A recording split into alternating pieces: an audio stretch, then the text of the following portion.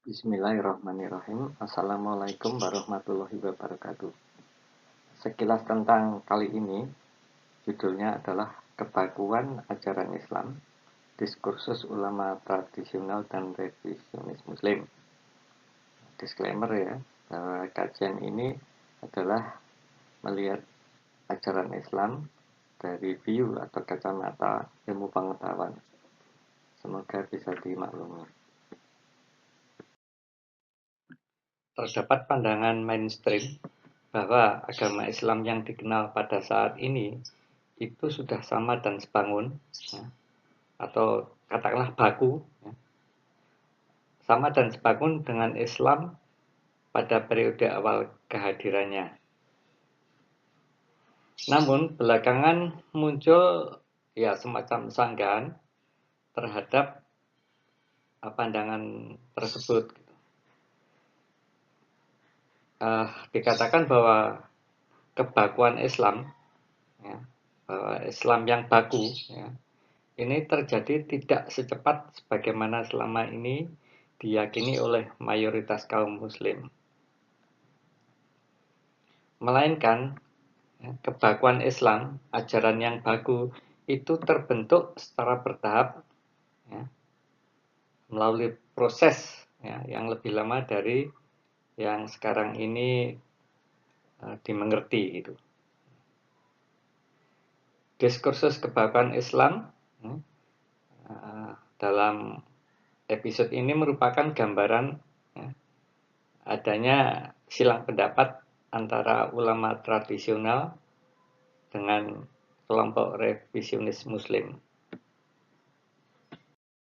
Nah, mengenai ulama tradisional di sini itu mayoritas dari era Islam klasik ya, seperti Ibnu Ishaq, Ibnu Hisham, At-Tabari, At-Tirmidzi, Al-Qurtubi dan sebagainya. Ya.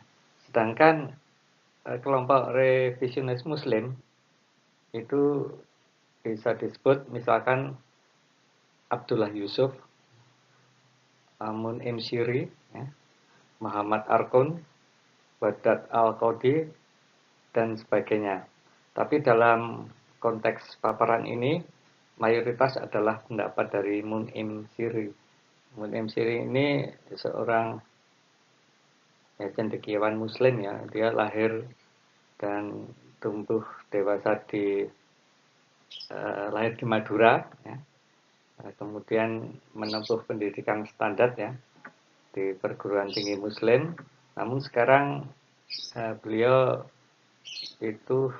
dia itu menjadi asisten profesor, bahkan mungkin sudah profesor gitu di Universitas Notre Dame di Amerika gitu.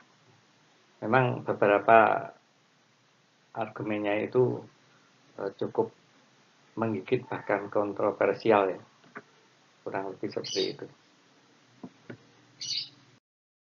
Pendapat umum kaum muslimin hingga sekarang bahwa Islam itu terbentuk secara fix atau baku itu pada saat kenabian gitu, sehingga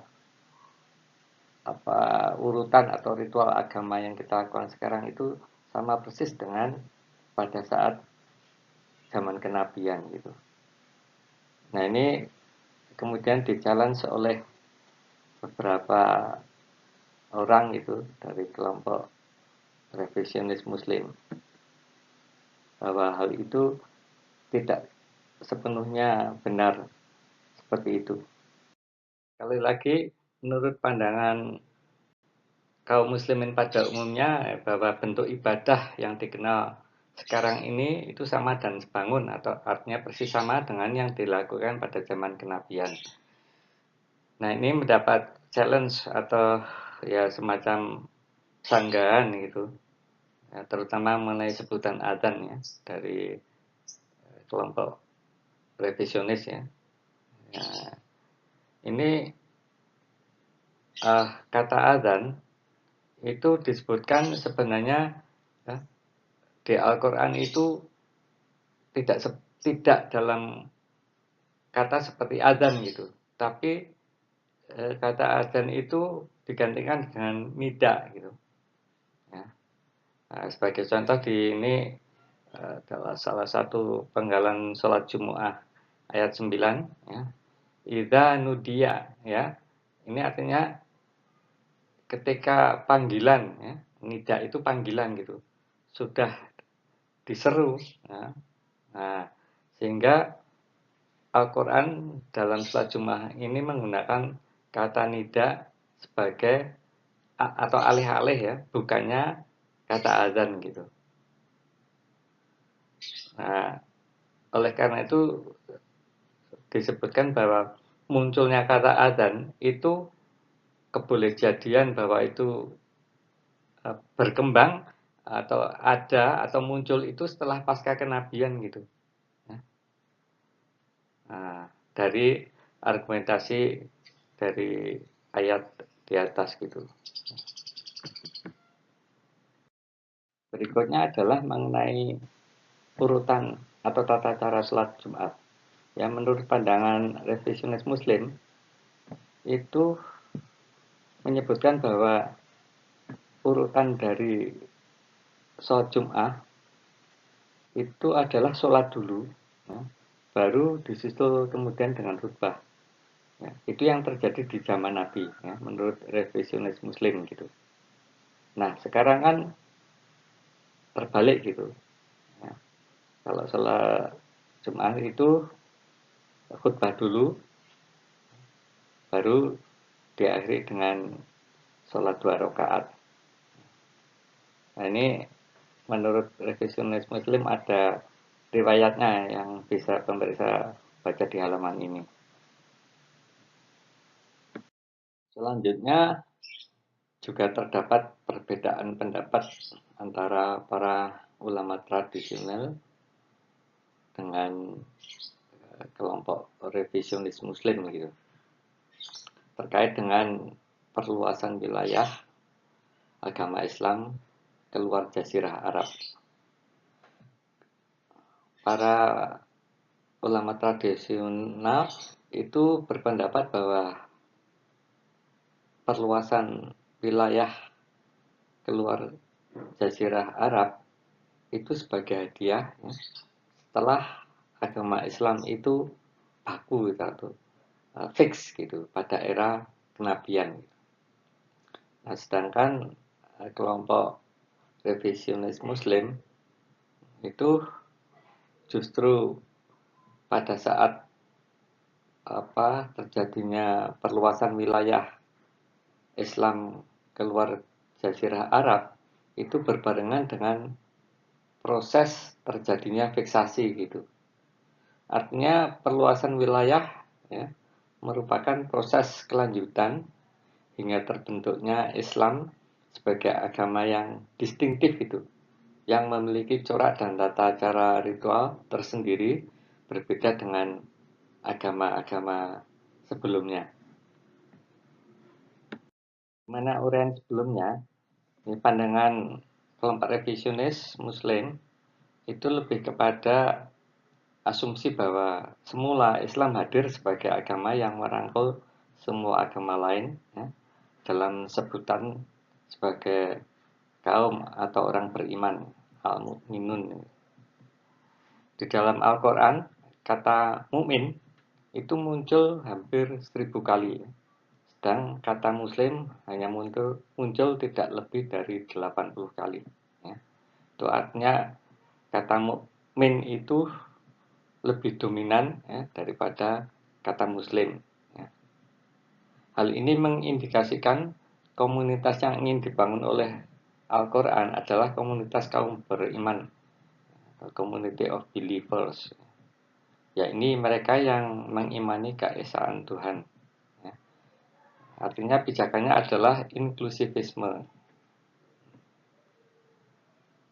Nah, ini juga berarti bahwa Islam adalah komunitas yang terbuka, yang merangkul kelompok lain dalam koridor monoteisme, ya. Ditambah dengan keyakinan tentang adanya hari akhir, ya, dan pentingnya perbuatan baik atau amal saleh. Ya, hal ini terkonfirmasi ya, dengan turunnya surat Al-Baqarah ayat 62 yang berbunyi, sesungguhnya orang-orang mukmin, orang-orang Yahudi, orang-orang Nasrani, orang-orang Sabi'in, ya, siapa saja dari mereka yang benar-benar beriman kepada Allah, hari akhir, atau hari kemudian, dan beramal saleh, mereka akan menerima pahala dari Tuhan mereka. Tidak ada kekhawatiran terhadap mereka, dan tidak pula mereka bersedih hati.